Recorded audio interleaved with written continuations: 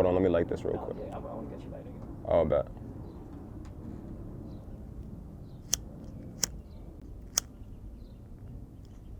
Bro, hold on 1 second, bro.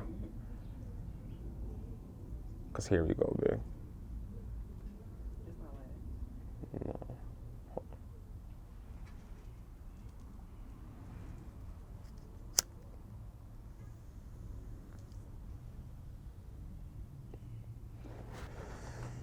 There you go.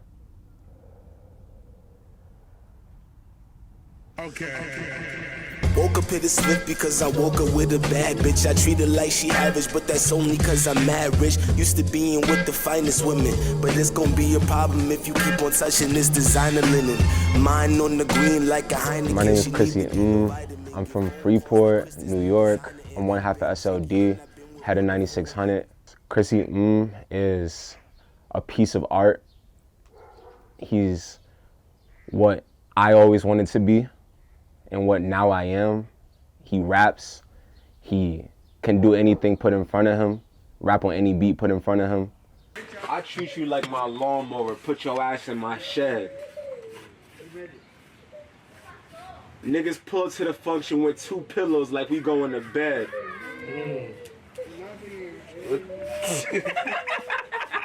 I'm sorry, I didn't know what I meant by that, bro. I know you tired of my sad shit, like every time we fight it's in the club. I'm not Brad Pitt, mad shit happening, seatbelt fastening. Our love is like a car, I always feel It depends on who you ask, to be honest. If you ask me, I say I make alternative hip hop. If you ask other people, they say I make something like, they call it cyber rap. Hyper pop I've even dabbled into, people say, but I don't really consider myself that. I just say hip hop overall. I consider that like one big umbrella. I get inspired by movies a lot, type shit. I really like Quentin Tarantino movies. That's kind of cliche to say at this point in life, I know, but Tarantino movies are definitely my shit. Martin Scorsese.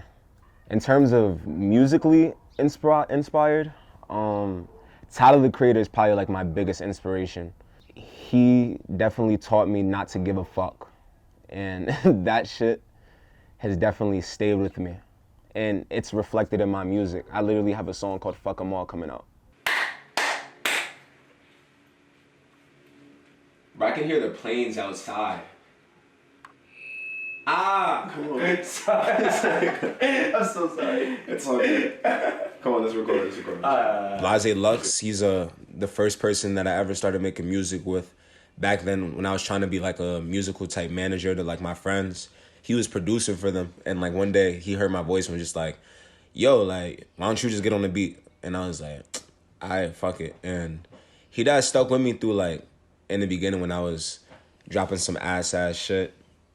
I was really garbage in the start, but he saw something in me, and I just kept elevating with that nigga. New speakers is based the brand. Beautiful. That was a beautiful take. I hope so.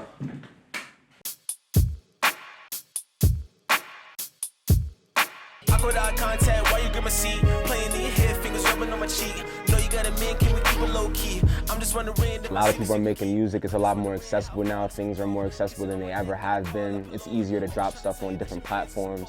So there's a lot of people putting out a lot of stuff. So like every time you drop, it's never like you're gonna drop alone. You're always dropping against somebody, whether it be somebody way bigger than you, somebody kind of bigger than you, someone on the same level as you.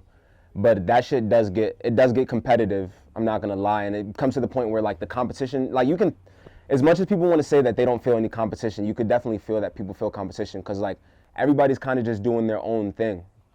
It's definitely because of the oversaturation, and that's just of art in general. Everybody's doing everything because everything is so much more accessible because like of technology and shit.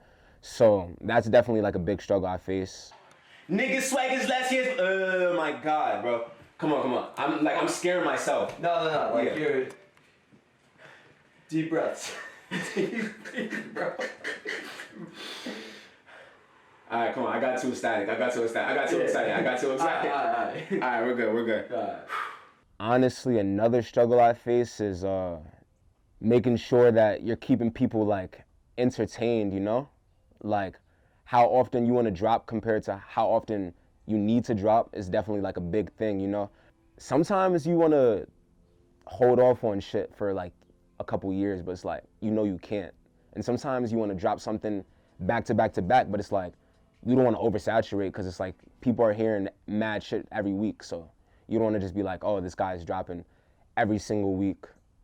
I know what to expect from him, you know what I'm saying? You will always want to surprise people. Yeah. Don't buy 8 GB computer kits.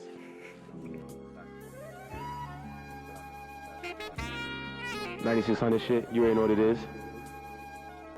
Flipping the pack, mustard. My girl is a yellow bone mustard. 9600, that's a group I started back when I was in 8th grade with my mans Dre and my mans Sean. And we basically like started it as like trying to make some clothes. With the clothes, we would just go on like Spreadshirt, like this t-shirt website where you can make your own shirts and just like come up with like weird ass controversial shit because like we just wanted like to like piss people off. And that used to be called 696. But I linked up with Blase Lux. We had like wanted to like change the name because 696 didn't really flow. And like we were growing, we grew out of that shit. So we was just like, yo, let's call it 9600. And like the 00 really stands for like infinity, but the 96 means like things are always changing, but like we're able to adapt to it. And like I always see that number everywhere, so like I figured it was only right. Even got a number tattooed on me. I know some bitches still subbing me, but I still love them more. I might put them bitches in the group chat tryna fuck them more. When they got a bad, they say I couldn't do that shit at all. We gon' fuck for hours. I see my music everywhere, and I see my music career being successful. For me, it's really just about like being able to put food on the table for myself and my family and still be able to make music without having to work a 9 to 5, you know what I'm saying? And even in terms of like where my music's at, like it don't even gotta be everywhere, bro. It just gotta be heard, you know what I'm saying? It just gotta be heard.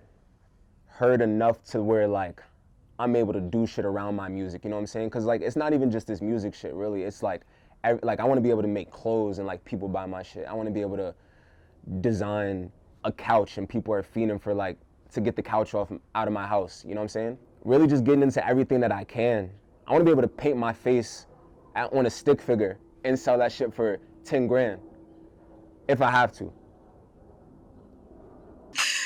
Fuck all that Chrissy Minaj shit. Chrissy Minaj not shit. Fuck all of that. Chrissy is not swear I'm a fan. Niggas swear niggas. I said my name Chrissy, I don't fuck with bitches, I don't fuck with niggas, cause niggas too stingy. The best advice I ever received from somebody? Not to give a fuck, you know what I'm saying? I've gotten this advice from different people throughout life, and to elaborate on that, it's really just like, you really gotta do what's best for you in the end, and I don't mean like fuck people over, but I mean like be selfish for yourself. Sometimes you gotta take that opportunity for yourself, and that's 100% fine. But outside of that, it's also like, in music, it's like, bro, make that track about whatever you want to make the track about. Like, I know these people personally, and I was just bumping this shit yesterday in my car, and they made a track about anime titties. And that's better than like shit that you hear on the radio, because it's like, you could tell they gave less fucks making that shit, and they had more fun making it than like somebody who's rapping about like the same, doing drugs and shit like that every song. I mean, like, when does it stop, you know? You gotta do something new. One time that I performed going into New Year's 2020, we had no idea how bad that year was gonna be. And like we were just throwing a party, something light at the studio, and everybody was there, and like we started playing my music, and like people was vibing to it. So then I was kind of drunk, I'm gonna be honest. This is back when I was drinking. We was kind of teed up, and my boy just comes up to me, he hands me the mic, and he's like, yo, like start rapping. So I'm like, all right. So like at first, like I was pretty drunk, so I didn't start rapping. Like I just started like yelling at the crowd, like cause like the ball was about to drop. So like I don't want to start performing then. But as soon as the ball dropped, I heard my song Mustard come on, and then like I was like, fuck it, like I'm gonna just perform. So I performed that shit. I performed my song Treesh and a few other songs, and I was jumping up and down really hard and ended up falling. And the next day I had to go to urgent care, and I was in a brace because I sprained my knee. My knee's never been the same since, but the performance was worth it. Y'all saying y'all niggas ain't gangsta, man. Justice for Haram because my new sneakers is based the brand.